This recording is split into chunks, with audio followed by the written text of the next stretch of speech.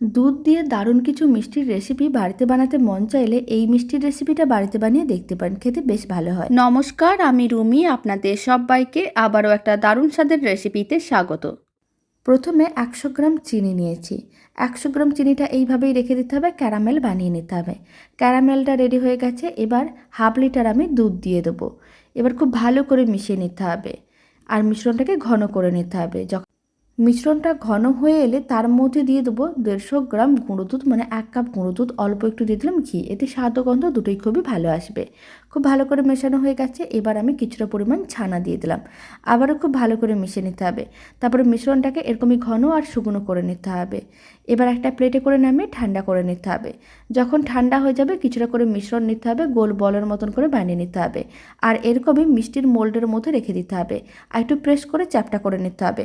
ওপরে অল্প একটু গুঁড়ো দুধ দিয়ে দিলেই দারুণ স্বাদের মিষ্টি রেডি।